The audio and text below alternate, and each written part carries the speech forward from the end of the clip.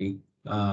Good day, everyone. So, for me, my assigned topic for this week is on high performance leadership.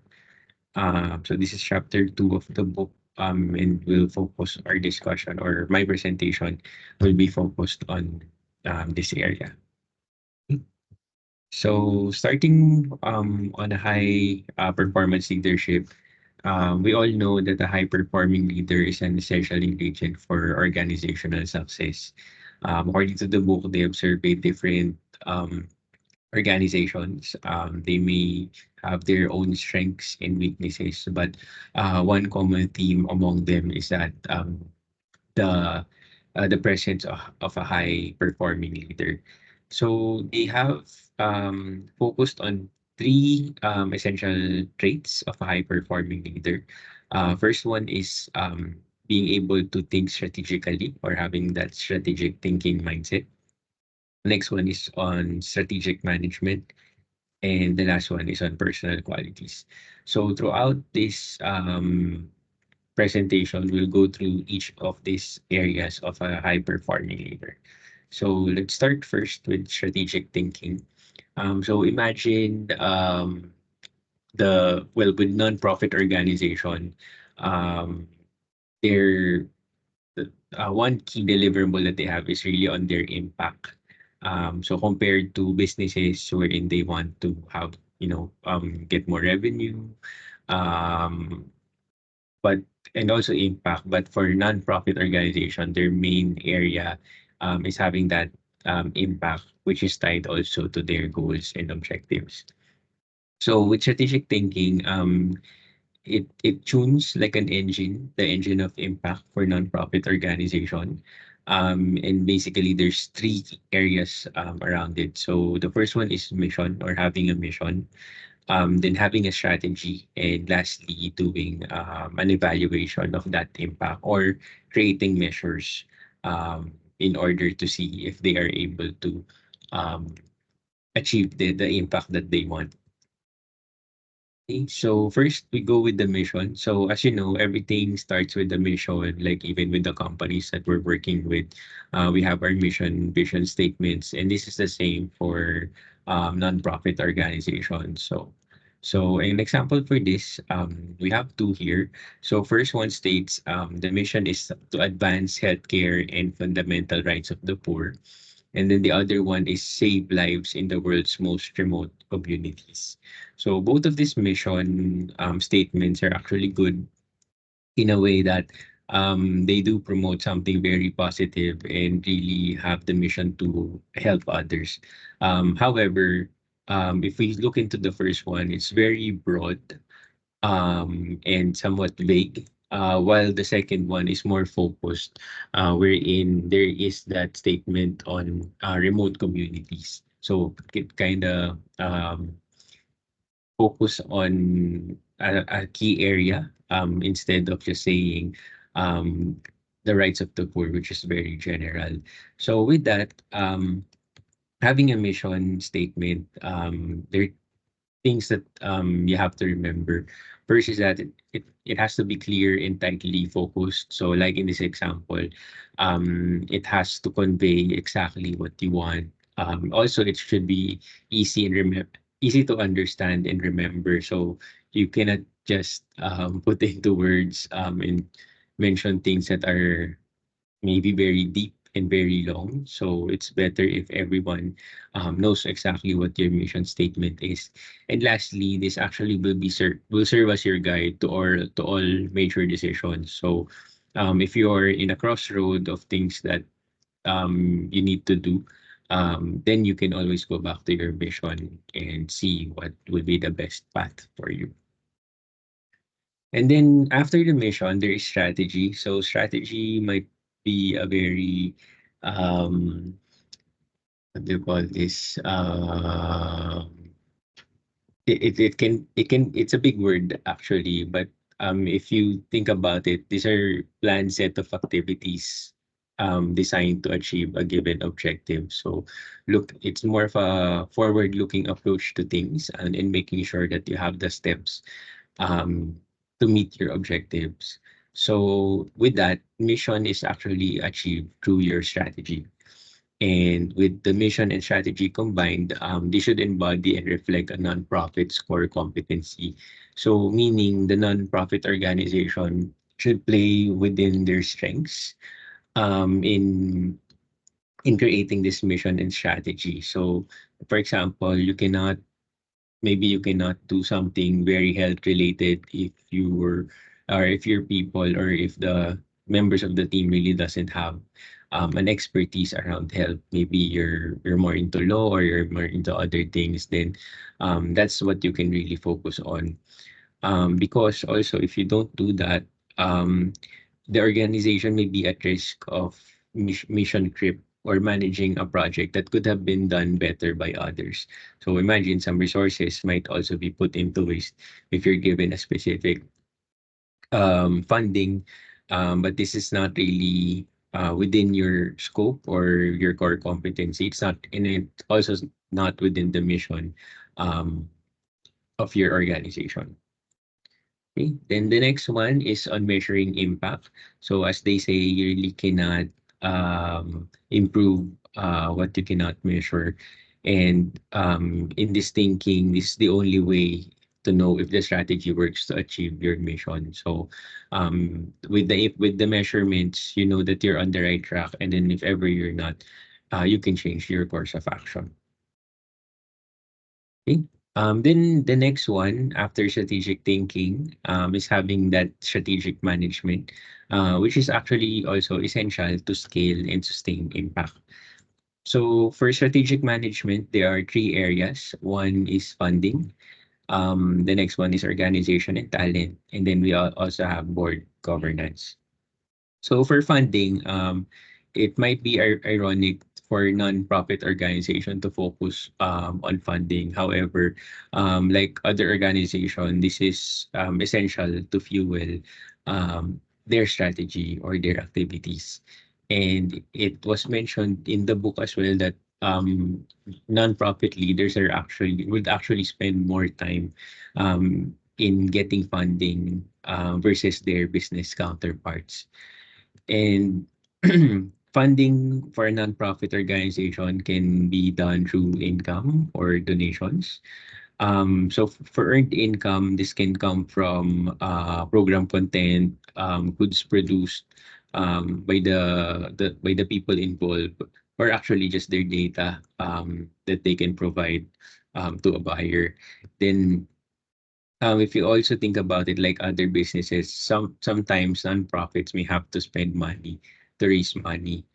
Even just in a simple way of having or hiring someone who's really good in getting donations or in getting fundings versus someone who's not so charismatic um, that may not be able to produce or get the same funds.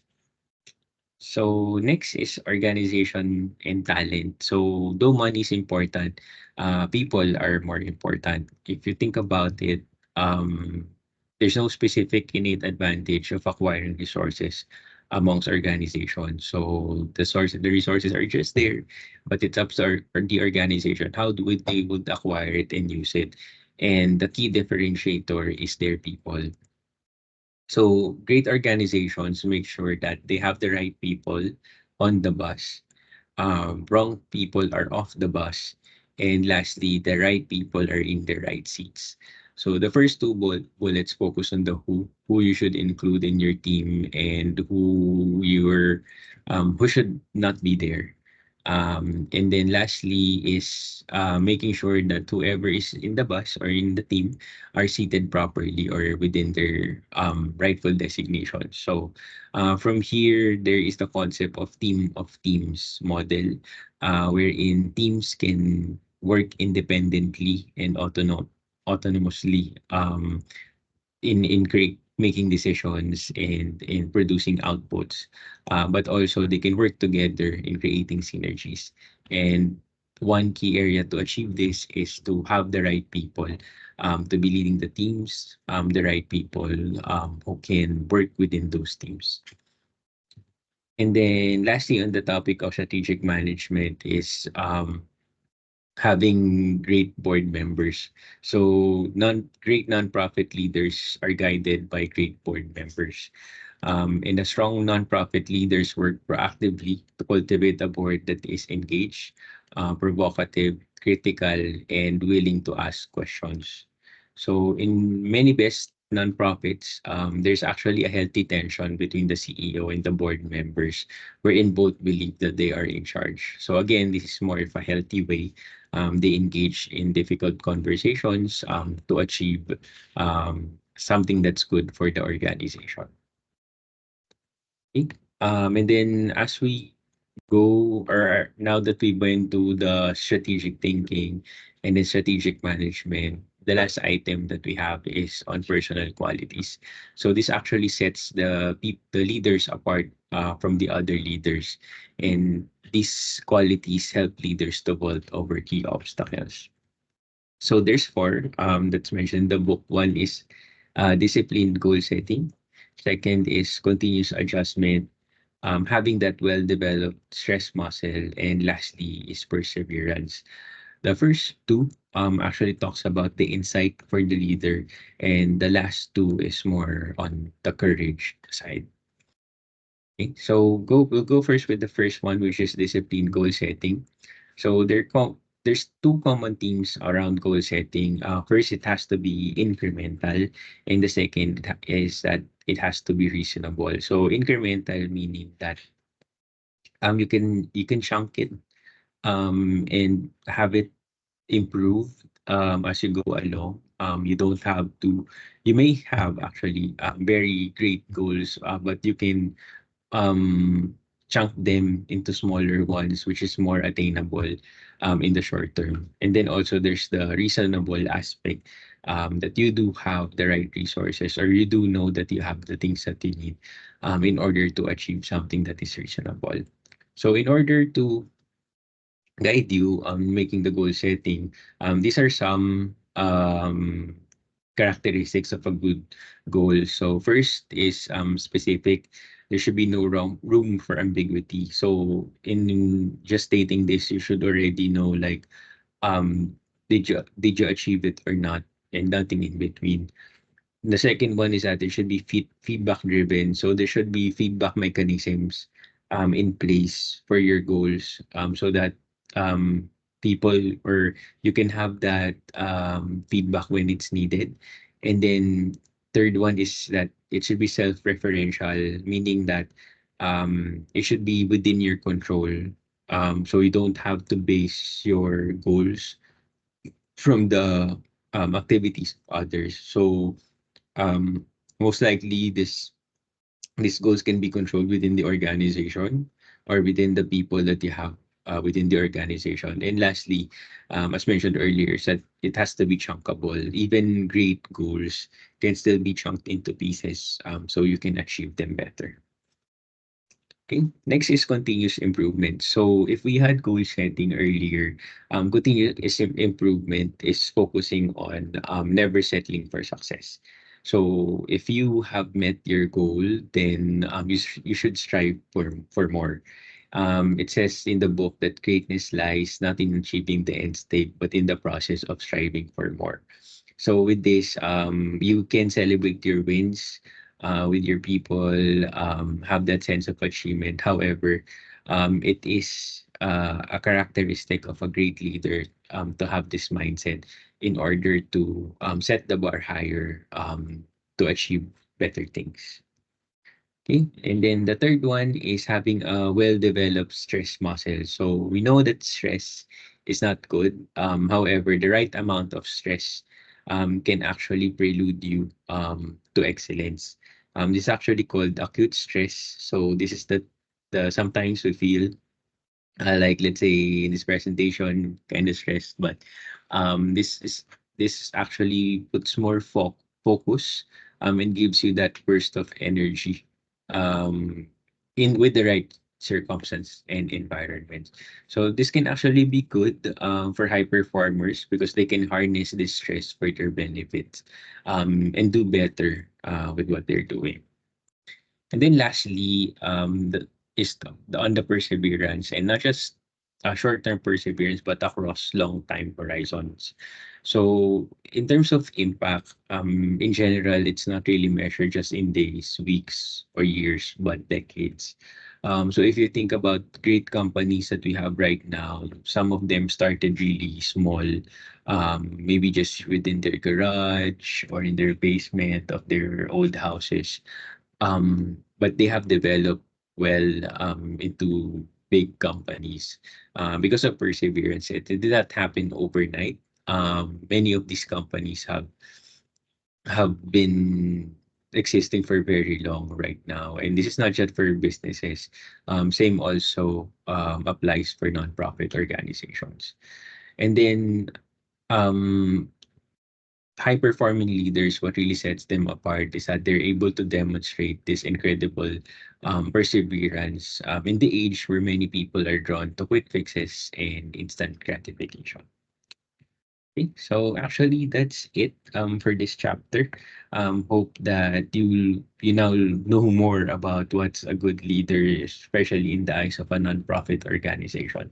So hopefully you learned something new today, and thank you so much for spending time listening to this presentation.